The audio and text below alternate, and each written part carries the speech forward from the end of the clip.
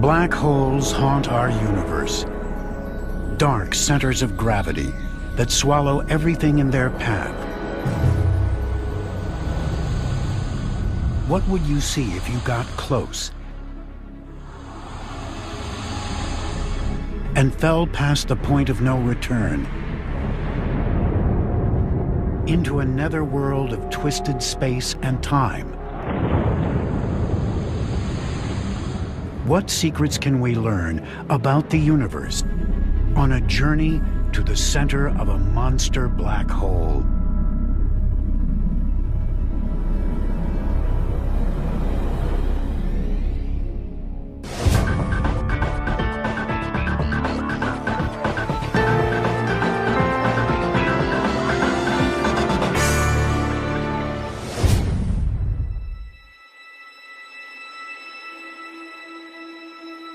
Imagine traveling to the very center of our galaxy, 26,000 light years away, and finding a vantage point on the night sky. You'd see millions of stars, and on the horizon, a strange dark sphere rising.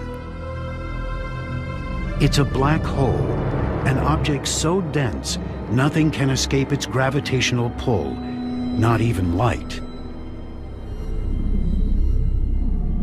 This monster is 10 times the size of our sun, yet millions of times heavier. It's not the only one out there.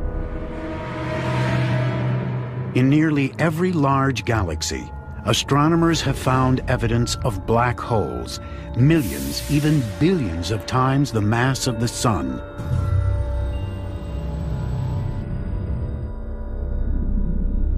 How did they form? And how did they get so large?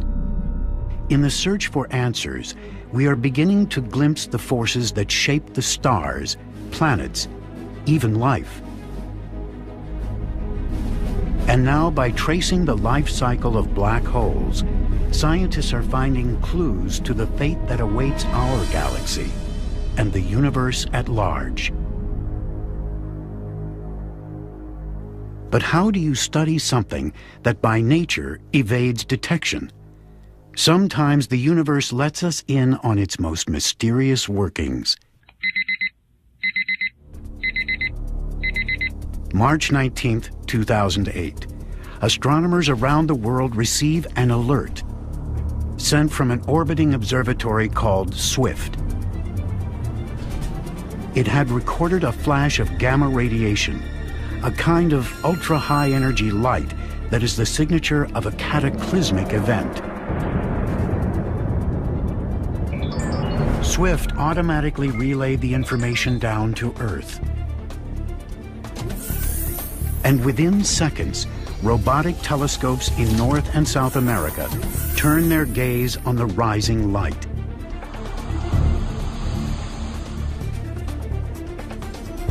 Astronomers dial into the data to see how bright and powerful the flash had become.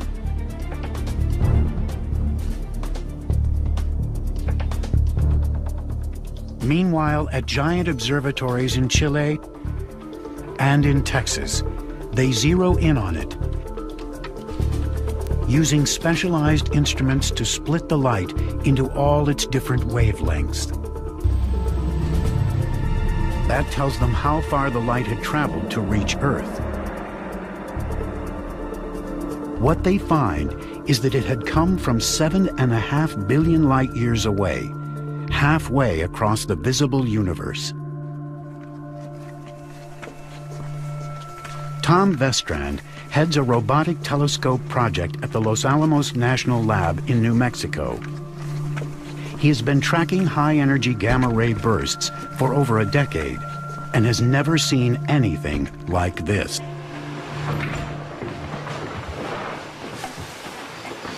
Okay, let's see what we have. It was the most luminous thing ever detected by mankind. Traditionally, think of astronomy as something that happens very slowly. But this was a thing that had been traveling to us for 7.5 billion years, arrived here, and for 30 seconds it was astonishingly bright. amazingly bright minutes later even, still showing signs of saturation. Yep. It was so bright, in fact, that it was visible to the naked eye. Putting together evidence from ground and space telescopes, astronomers determined that the flash was a narrow but intense beam of light, and that most likely it broadcast the birth of a black hole.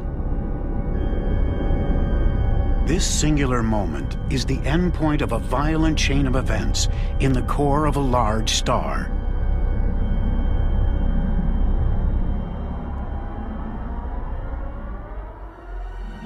All stars shine by burning light elements like hydrogen. In the largest ones, intense heat fuses these elements into heavier ones, like carbon, silicon, and finally iron. Like hot air in a balloon, heat and light from these nuclear fires creates an outward pressure that prevents the star's massive outer layers from collapsing inward. Eventually that fuel runs out, the energy flows out through the star off into space. It can't go on forever. When the fuel runs out, the star starts to shrink. And when that iron core builds up to about 1.4 times the mass of the Sun, it can no longer hold itself up against the pressure and it will collapse. In some cases, as matter slams into the star's core, the impact creates a powerful shock wave that races back out and literally blows the star apart.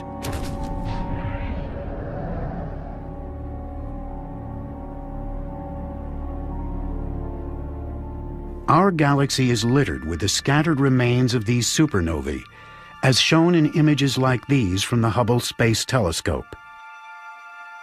But what happens to the collapsed core of these dead stars? When a large star implodes, its weight is enough to squash all the atoms in its core down to their nuclei. The result, an ultra-dense ember called a neutron star. The density of a neutron star is something like taking a mountain and crushing it down to the size of a marble, about so big. Neutrons can withstand incredible pressures. But if enough matter falls onto them, beyond a critical threshold, they can be crushed down to nothing. When that happens, a black hole is born. A black hole is gravity taken to the extreme. Its mass is literally packed into a point and enshrouded within a dark sphere called the event horizon. That sphere is the point of no return. Any gas, stars, or planets that fall in disappear forever. A black hole is a region of space and time which is both black and empty. It's black because light can't escape from it, gravity pulls the light back, but it's empty because the object or system that collapsed to form it in the first place has shriveled away to nothing. The common idea that a black hole is just made of very compacted matter, it's wrong. It's just simply wrong. It may have been created from very compacted matter, but the matter is gone. It's been completely destroyed. It no longer exists. And yet it leaves behind a powerful legacy, its gravity. According to Albert Einstein, gravity is not just the attractive force of planets and suns.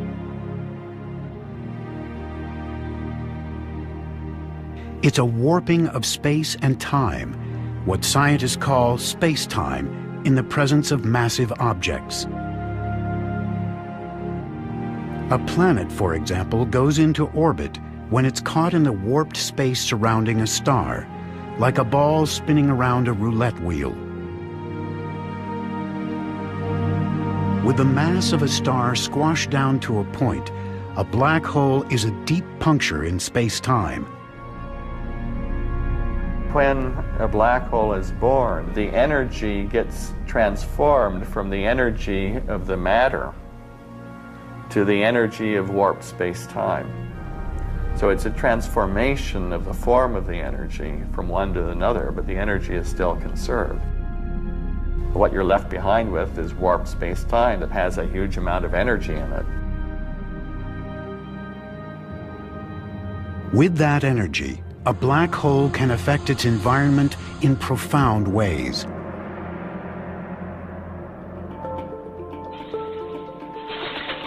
On our planet Earth, we know gravity as the force that brings everything down. The impact releases energy, a crash.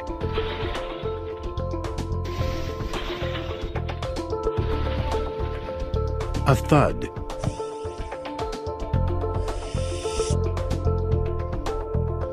A shatter.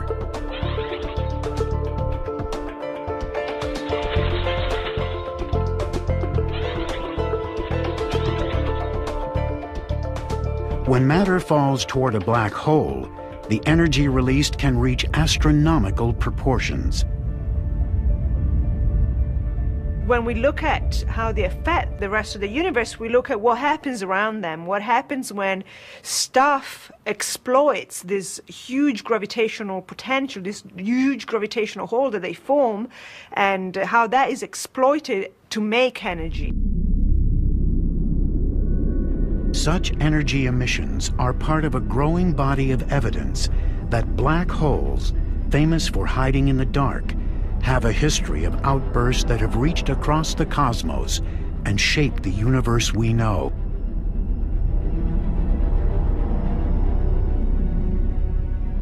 Scientists are following this energy like a trail of clues, leading ever closer to the black hole's dark heart.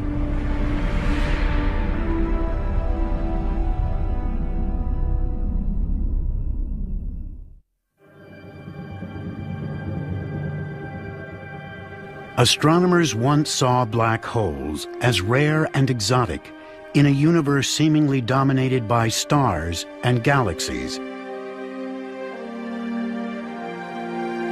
A radically new view has emerged from surveys of galaxies and black holes stretching deep into the universe.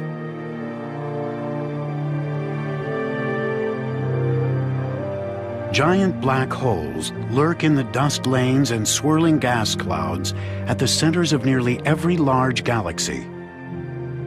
What's more, the larger the galaxy, the larger the black hole. That's a clue that they must have evolved hand in hand, each shaping the life story of the other.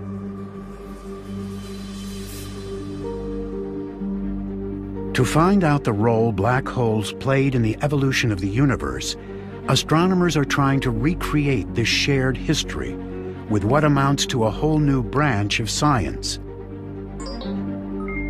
They are using supercomputers to simulate the sweep of cosmic history, including that of galaxies like our own. This simulation takes us back to just a few 100 million years after the beginning of the universe. Gravity drew vast pockets of gas into dense centers. They grew hotter and hotter, igniting to become the first generation of stars. These stars lived hot and fast, and in only a few million years, some blew up in powerful supernovae. From these stars likely came the first generation of black holes. Cosmologist Tiziana Di Matteo is part of a wider effort to see what marked these early black holes left on the universe. Her computer program simulates the action of gravity on gas, the formation of stars, galaxies, and black holes. Her goal is to create a virtual universe that evolves like the real one did, with black holes and galaxies emerging and growing together.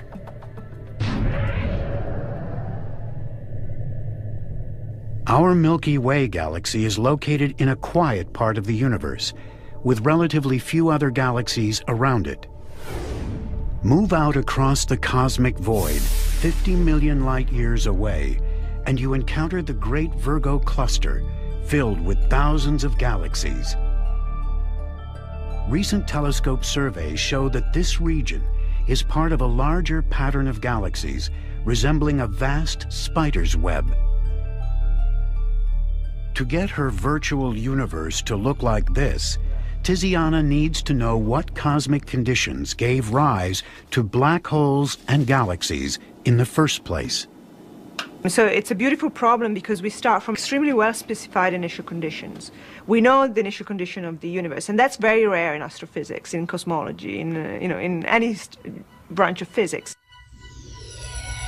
Details of what the universe was like in its earliest times have come courtesy of a breakthrough observatory called WMAP.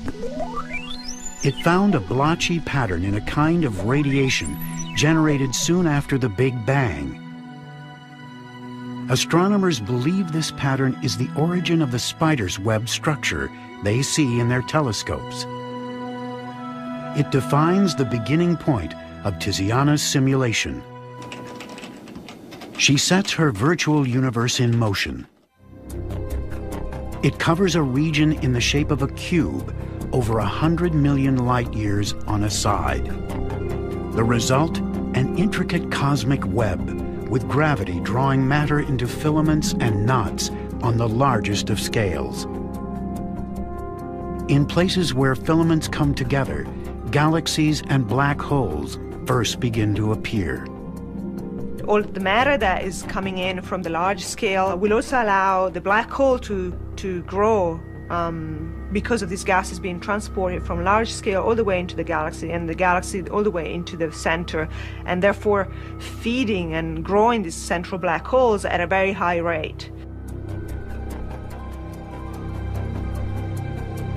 In this sequence drawn from her simulation, the circles indicate the appearance of black holes within the data.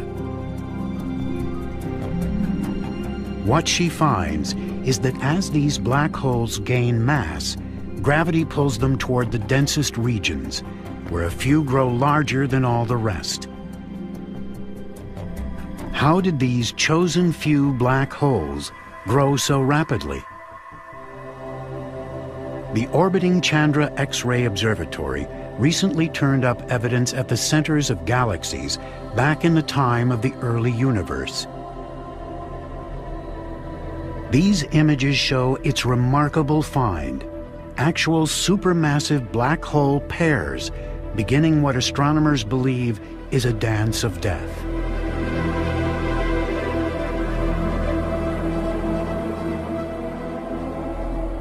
In most cases, their forward momentum simply causes them to go into orbit around each other, like a planet around a sun.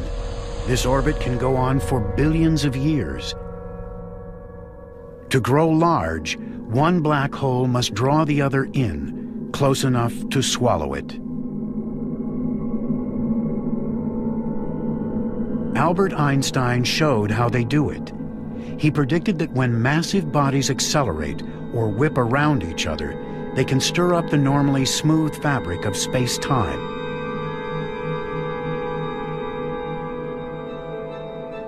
It's like a rock hitting a pond. Some of the energy of the impact is transferred to waves that move outward along the surface. Likewise, a titanic collision of black holes would send waves, gravity waves, racing across the universe. So you have two tornadoes embedded in a third larger tornado, and they're going to come crashing together, and you want to know what happens when these tornadoes are not made from whirling air, but made from whirling warped space and time. This simulation shows what happens. As two black holes get close, they turn space into a turbulent sea of gravity waves. These waves have the effect of carrying energy away from the orbit itself. That allows the pair to draw each other in and merge into one. We go back to half of the age of the universe, and all of these black holes are swallowing large amounts of gas. So it's a fun time. It's sort of the golden age for the growth of most black holes. The reason why is because most of the large major mergers are occurring in the universe around this time. This simulation shows how a galaxy like our own might have taken shape in a flurry of mergers and collisions.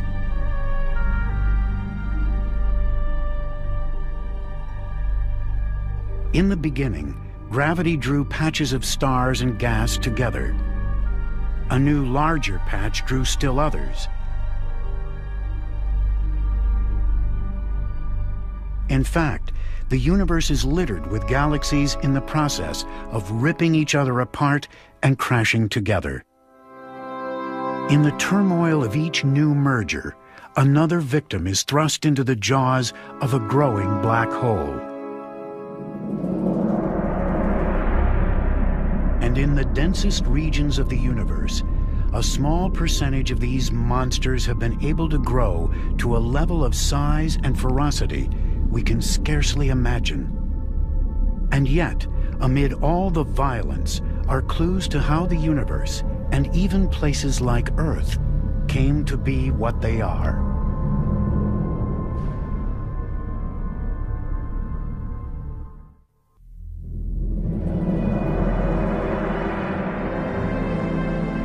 Astronomers have long puzzled over a class of ultra-bright beacons of light from the distant universe called quasars.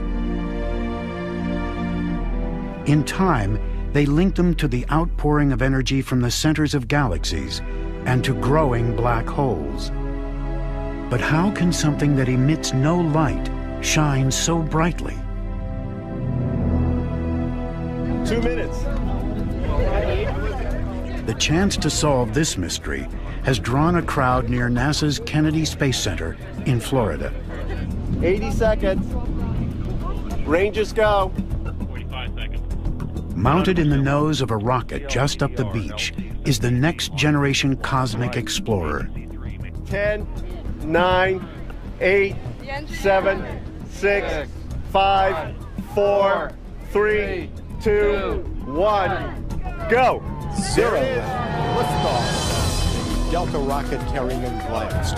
Gamma ray telescope searching. The Fermi Gamma Ray Space Telescope is part of a larger effort to explore the role black holes play in shaping the universe.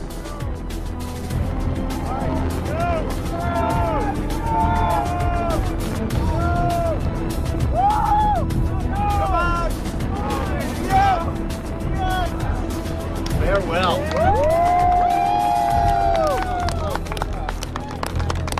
On the other side, yeah. To me, the idea that we're standing here on this planet, in our own little area of our galaxy, we're able to look around and make meaningful measurements, have a theoretical understanding of the entire universe in which we live, to me is something that all of humankind can justifiably take pride in.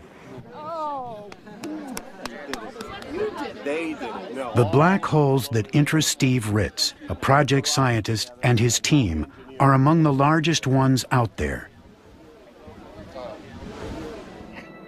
The energy they emit is thought to stem from periods of rapid growth at the center of galactic feeding frenzies. Billions of years ago, in places where the universe was dense with matter, gravity drew swarms of young galaxies hurtling toward each other. A large galaxy grew in the center, and when another galaxy fell toward it, it hurled matter at a central black hole. Force-fed like this, the black hole could grow up to several billion times the size of our own sun. Probing the Perseus Galaxy cluster, the Chandra X-ray Observatory found immense hot cavities hollowed out of the surrounding gas. The culprit, they believe, is a jet of radiation coming from a large central galaxy. As it roared out, this jet created shock waves so powerful it pushed huge volumes of gas beyond the central region. And without this gas, new stars can't form. That explains why some of the largest galaxies are filled with old stars, most likely born before their black holes began erupting.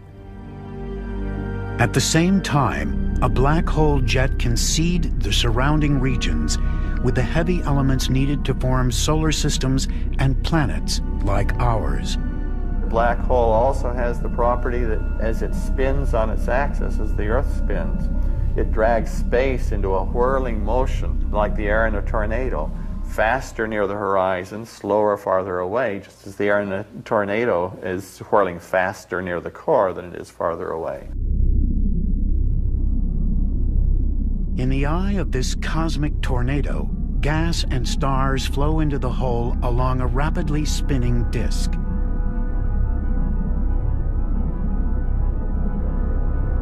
The spinning motion generates magnetic fields that twist around as matter swirls in. These fields channel some of the inflowing matter out into a pair of high-energy jets. So we can extract then the rotational energy of a black hole. Nature can extract it. And the amount of energy you can get out is enormously larger than all the energy you can get from burning all the nuclear fuel inside of stars. It's the equations of Albert Einstein that describe the source of this incredible power, the extreme warping of space just outside the black hole.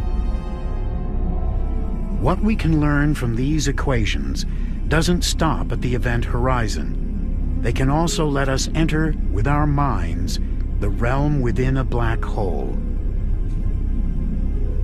Most likely we'll never directly see how those equations play out and live to tell.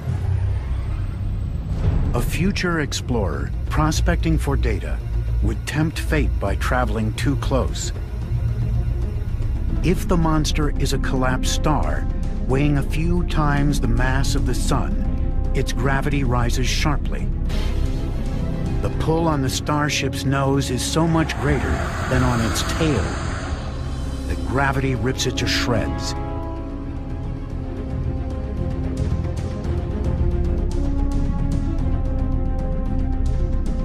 Ironically, you'd find a gentler ride into a supermassive black hole. Its larger size means its gravity is more spread out. What you'd find if you made it inside is the most extreme destination in all the universe.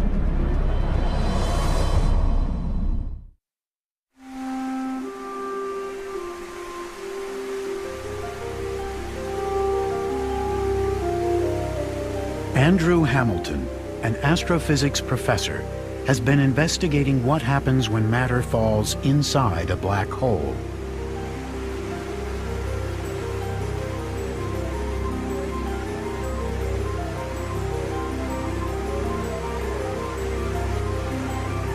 Using Einstein's equations, he and other scientists believe that falling into a black hole is equivalent to moving down a river and tumbling over a waterfall.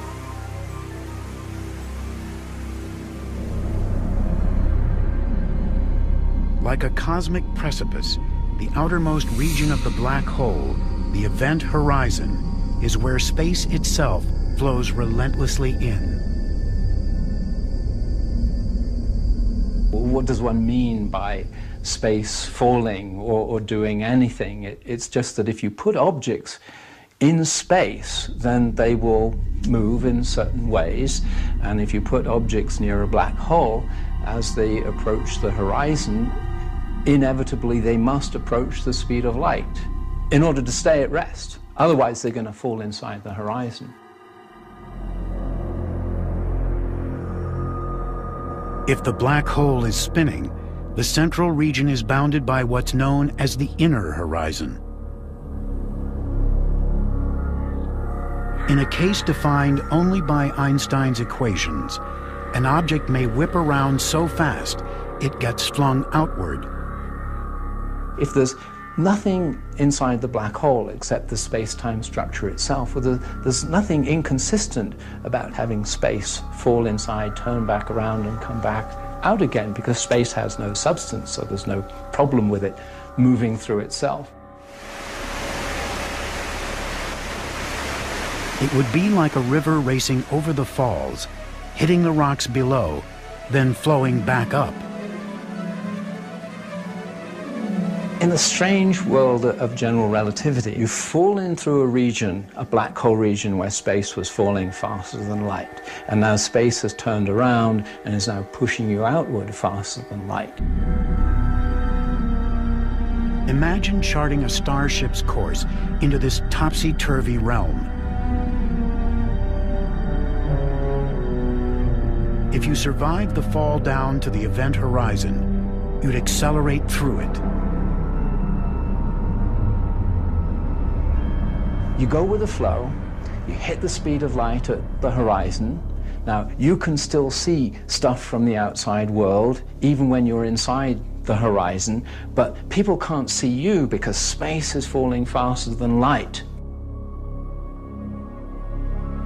To understand the chaotic region within, Hamilton has enlisted Einstein's equations in a project to visualize the black hole's inner anatomy. You could only get this close on a spaceship propelled by pure mathematics. Passing through the event horizon, we approach the central zone. As we whip around, we are flung out of a kind of cosmic tunnel known as a wormhole.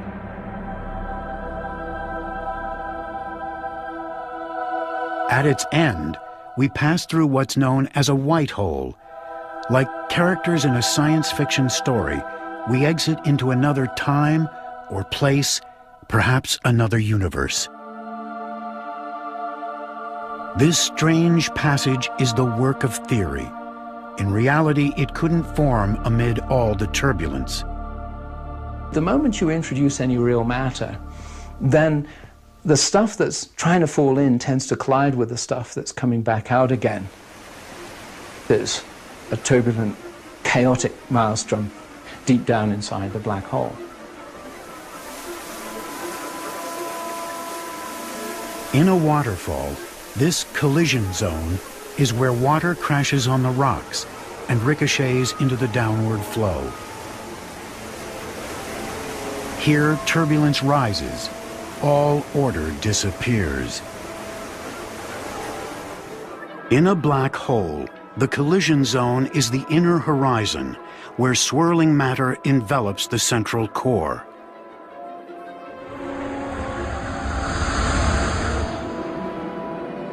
That's the end of the line for a starship. It gets instantly vaporized. The chief characteristic of this region near the inner horizon is that streams of energy are passing through each other, and they're passing through each other very rapidly. That counterstreaming of material begins to build up to the point where it self-gravitates, and that gravity accelerates those streams even faster through each other.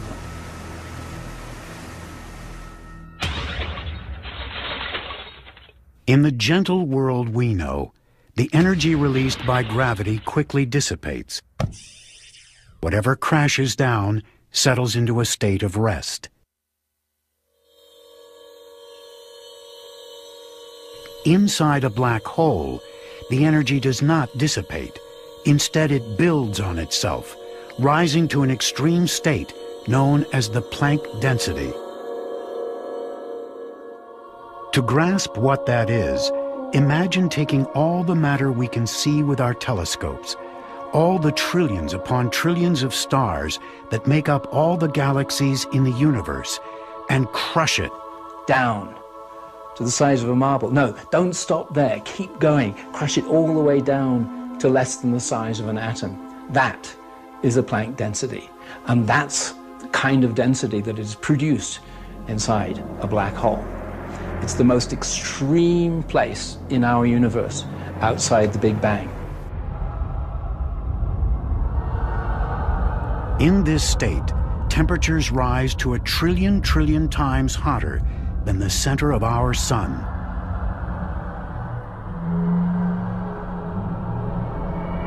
It would be hard to imagine what destructive impact the release of this energy would have. Fortunately, extreme gravity holds it tight within the black hole's event horizon. As astronomers project the continued evolution of our galaxy, they ask, will the matter and energy impounded within its central black hole remain there forever? Or is the black hole, like all other cosmic bodies, somehow subject to the ravages of time?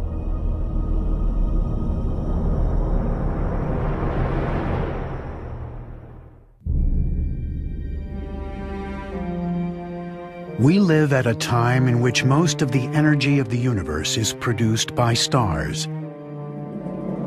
Trillions of years from now, all across the universe, stars begin to use up their fuel and fade away.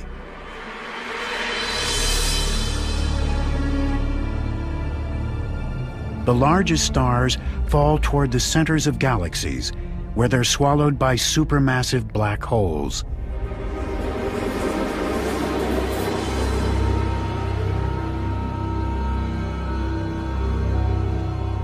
As the universe decays, it gives way to a long era dominated by the remnants of dying stars and black holes.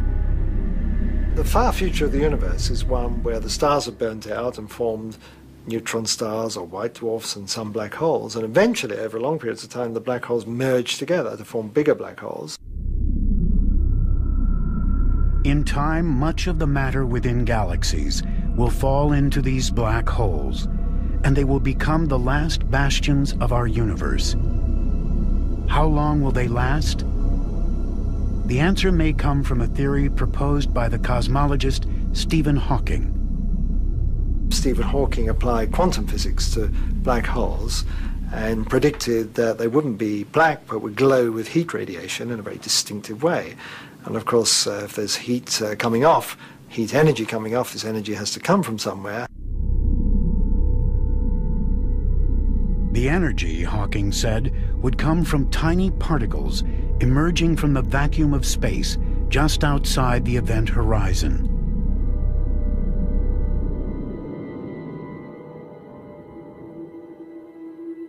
Some of those particles radiate away, taking minute amounts of mass from the black hole, like water evaporating from the ocean. Over time, the radiation grows stronger and stronger as the black hole shrinks and finally explodes. When the last black hole dies, that's the end of the universe as we know it. How can we know if the theory is right and they actually do decay? If black holes were made in the Big Bang with a mass of about that of Mount Everest, these black holes ought to be going pop about now, and radio astronomers have looked to see if they can see a sort of electromagnetic pulse associated with that. They haven't found any. There might be other ways to see a black hole decay. From all across space, black hole jets are blasting particles out at very near the speed of light.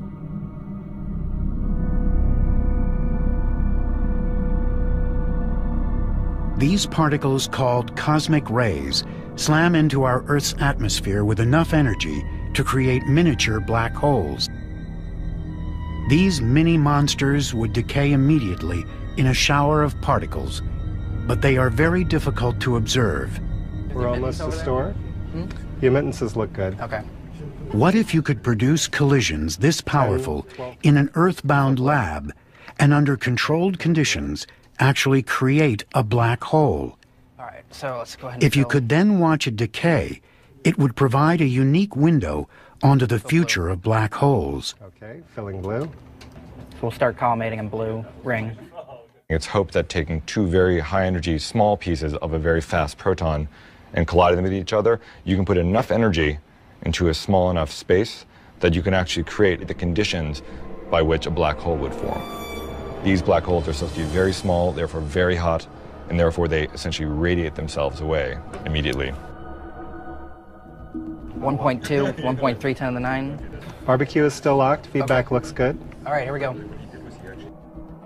At Brookhaven National Lab in New York State, physicists are using advanced technology to blast gold atoms in opposite directions down giant tunnels almost 2.5 miles long. They accelerate these atoms to within a tiny fraction of the speed of light.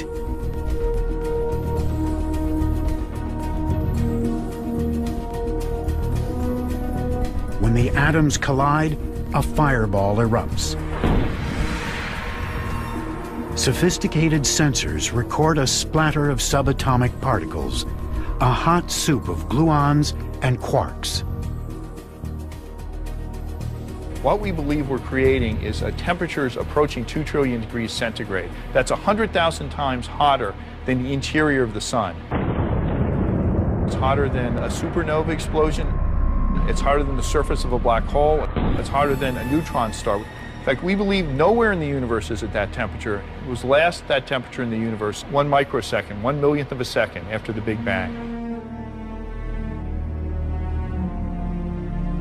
It's as if they are running the universe in reverse, taking us back to an instant when it was extremely hot and dense. Creating a black hole, it seems, will take even more energy than that. In fact, more than any Earth-bound collider can pack. That is, unless there's more to our universe and to gravity than we've thought. Our injection efficiency looks good. The orbit looks good. Orbit RMS is under 2 millimeters in each plane. Einstein's theory of general relativity is the one that we find in all the textbooks, and it's the one that we're all sort of pledged to defend, but it would be rash to say it's the last word on the subject of gravitation. And there are certainly alternative theories around, and some of them are quite popular.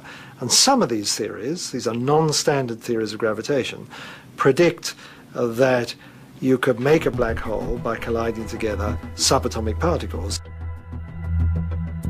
Some scientists believe they may be able to create one at a new and more powerful system in Europe called the Large Hadron Collider.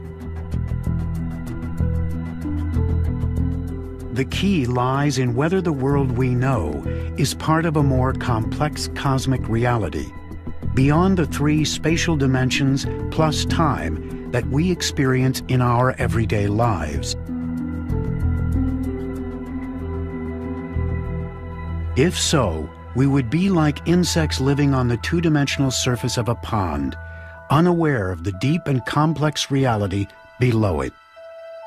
That we can be living on the surface of the pond, happily minding our own business, but not realizing that underwater, something, say a fish underwater, could be swimming through the water, causing disturbances that propagate up to where we are. We could feel it happening, we could essentially see our universe around us changing, but we look around for the cause of it and we won't know what it is.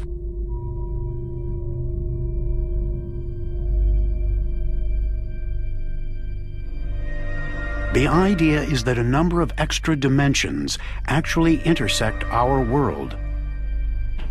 10, 12 pi. Okay. When particles collide at very high energies, those extra dimensions enhance the gravitational force between the particles, enough to create a micro black hole. Let's look good. The scientists will know a black hole is there when they see the shower of particles predicted by Hawking's theory. Ready to inject. And for a moment, that will open a window to a deeper cosmic reality. The very idea that we could tap into this underlying realm shows how rich black hole research has become. Einstein's theory showed how black holes can generate extreme energies, cause the universe to wobble and bend, and twist up into knots. The recognition that black holes are fundamental to the workings of our universe is a major discovery of science in our time.